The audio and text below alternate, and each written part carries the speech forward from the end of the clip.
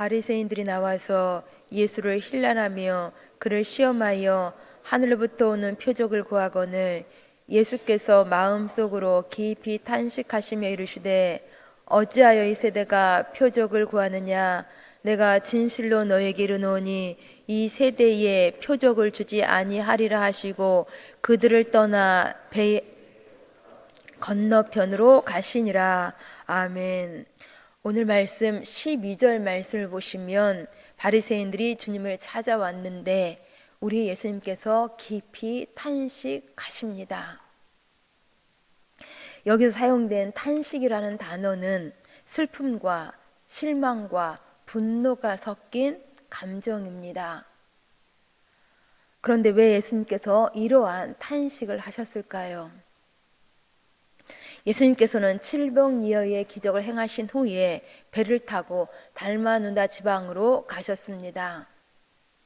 거기에는 많은 사람들이 기다리고 있었는데 그 중에는 바리새인들도 있었습니다. 이 바리새인이 예수님께 나와서 예수님을 힐난하면서 말합니다. 예수님을 시험하여 말하기를 하늘로부터 오는 표적을 보여달라고 구했던 것입니다. 지금까지 표적보다 더 큰 표적을 보여달라는 것입니다. 모세가 광야에서 만나를 먹임같이 여호수아가 해와 달을 멈추게 한 것처럼 엘리야가 간절히 기도해서 하늘에서 불을 내린 것처럼 예수님이 메시아인 것을 증언하는 그런 하늘의 표적을 나타내 보여달라는 것입니다. 그러한 표적을 통하여서 예수님께서 과연 하나님이 보내신 메시아이신 것을 증명해 보이라는 것입니다. 사실 우리 예수님께서는 얼마든지 이러한 표적들을 또 행하실 수 있는 그러한 우리의 주님이셨습니다. 사실 하늘의 불 내린다라는 것 우리 예수님께는 아무것도 아니었습니다. 하늘에서 만나 내리는 것 역시 가능한 일입니다. 하늘에서 해와 달을 멈추게 하는 것 또 하실 수 있는 일이라는 것입니다. 그 이상의 기적들도 얼마든지 다 행하실 수 있는 우리 예수님이셨습니다.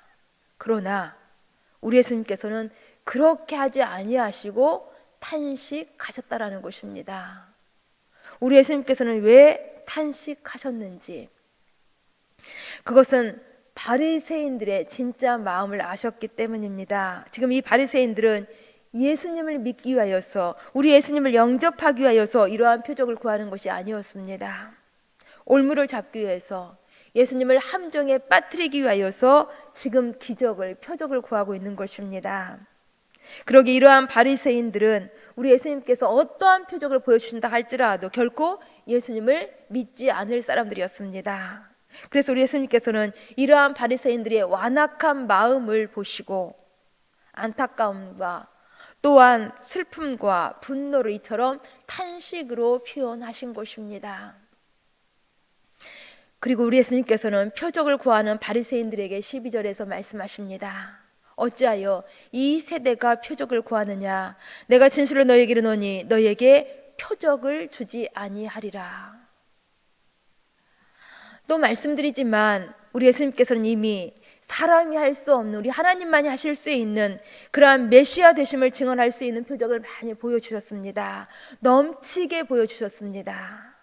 그렇게 많은 표적을 보여주셨는데도 불구하고 믿지 못하고 또 표적을 구하는, 그리고 예수님을 시험하는 이 바리새인들을 볼 때에 우리 예수님께서는 더 이상 표적을 주지 않겠다고 말씀하고 계시는 것입니다.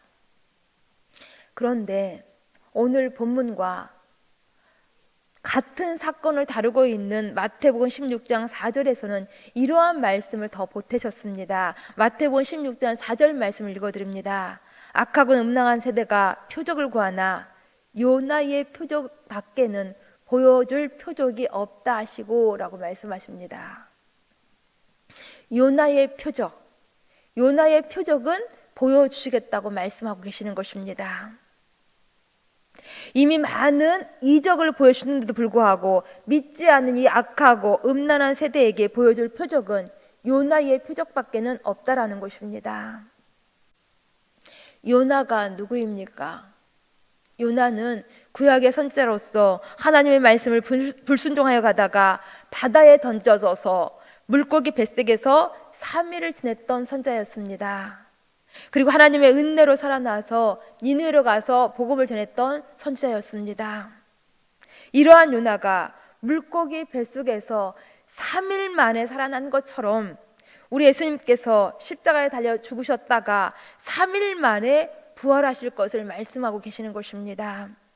즉 우리 예수님의 십자가의 그 죽음과 부활, 이 표적만큼은 보여주시겠다라는 것입니다. 이 표적이 예수님이 보여주신 참 표적이라고 말씀하고 계시는 것입니다.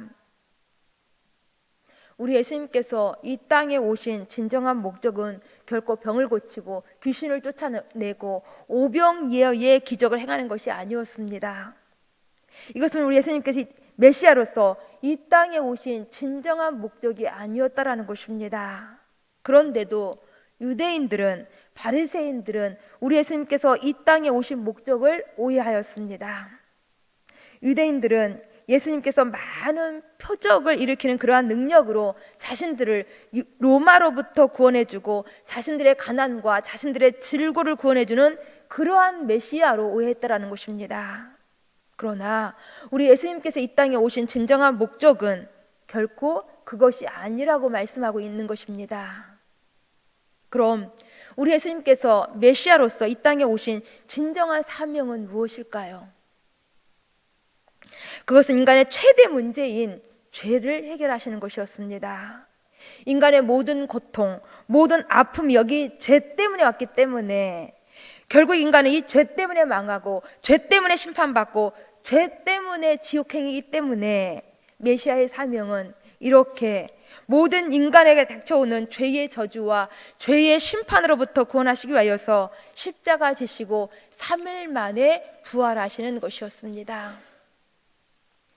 그러기에 여기 십자가와 부활이 우리에게 메시아로서 보여줄 최고의 표적이었던 것입니다.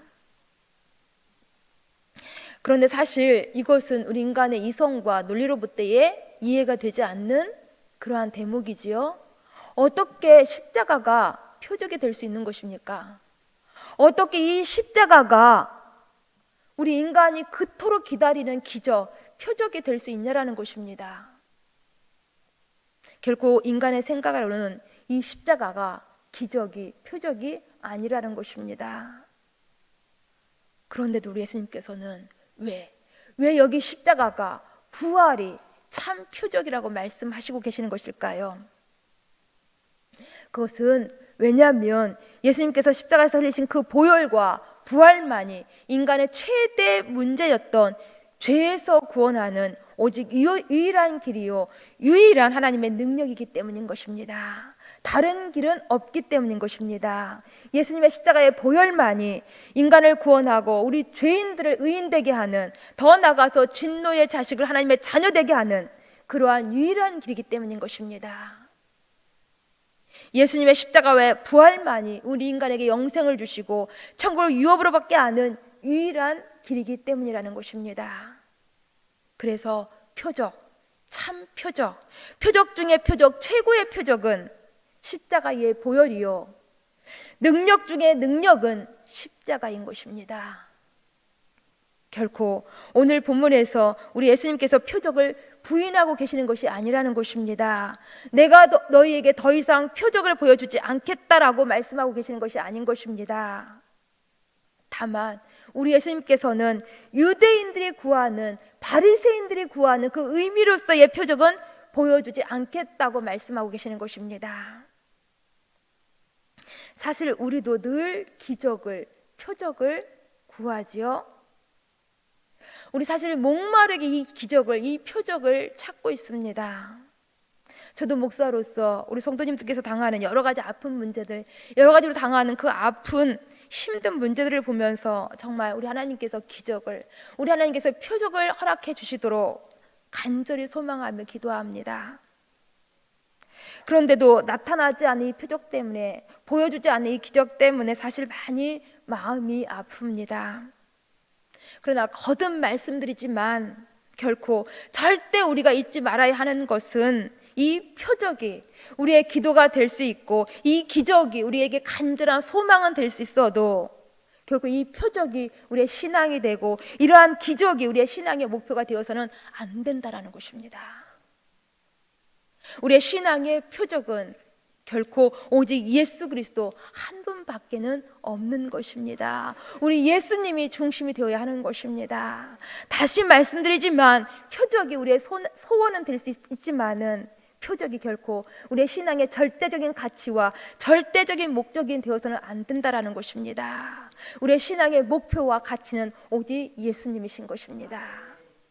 그러기에 우리가 간절히 기도했어도 그런데도 하나님께서 표적을 보여주지 않으셔도 우리는 우리의 기도가 그렇게 응답되지 않는다 할지라도 혹 하나님이 우리를 버렸다거나 혹 우리 하나님께서 우리를 사랑하지 않는다고 단 한순간도 그렇게 우리는 생각해서는 안 되는 것입니다. 왜 그러십니까? 우리 예수님께서는 이미 우리에게 십자가를 통하여서 우리를 사랑하신다라는 그런 강력한 표적을 이미 보여주셨기 때문입니다. 예수님의 십자가, 예수님의 부활이 우리를 사랑하신다라는 강력한 표적이라는 것입니다. 아니, 예수님을 우리에게 보내주신 그 자체가 하나님이 우리를 사랑하신다라는 가장 강력한 표적인 것입니다. 십자가와 부활에 담겨진 이 하나님의 사랑을 우리는 결코 의심하지 말아야 하는 것입니다. 하나님께서 우리를 위해서 예수님을 보내주시고 이러한 예수님을 십자가에 죽게 하실 만큼 우리를 사랑하신다는 이 진리를 믿을 때에 우리도 사도 바울처럼 이러한 고백을 할 줄 믿습니다. 로마서 8장 32절입니다. 자기 아들을 아끼지 아니하시고 우리 모든 사람을 위하여 내주신 이가 오직 그 아들과 함께 모든 것을 우리에게 주시지 아니하겠느냐. 아멘. 우리 이 말씀을 늘 믿음으로 붙드실 수 있기를 간절히 소망합니다.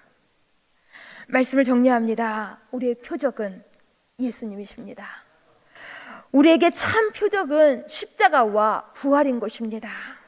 이 십자가를 표적으로 주신 우리 예수님께 우리는 다시 한번 마음과 시선을 고정시켜야 하는 것입니다. 그렇게 이 참 표적을 늘 바라보며 살아가시다가 또 우리가 간절히 기도하고 소망하는 생활 속의 기적도 보시면서 늘 감사와 기쁨의 삶을 살아가실 수 있기를 간절히 소망합니다. 함께 기도하십니다. 끝간데 없는 사랑을, 주님의 사랑을 십자가로 보여주신 참 좋으신 아버지 하나님, 감사함을 드립니다.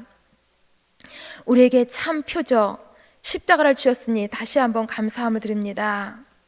세상은 이 십자가를 이해하지 못하고 표적으로 알지 못할지라도 우리는 이 십자가를 표적으로 알고 늘 이 십자가가 우리의 신앙의 중심이 되어질 수 있도록 도와주시옵소서. 이 십자가의 신앙 속에서 늘 주님의 사랑을 확신하면서 어떠한 삶의 어려운 정황 속에서라도 우리 감격과 감사로 늘 하나님을 경배할 수 있는 저희들 되줄 수 있도록 도와주옵소서. 이것이 늘 저희들이 세상과 다른 힘과 위로가 되어질 수 있도록 도와주옵소서. 온전하게 탁하며 예수님 이름으로 기도합니다. 아멘.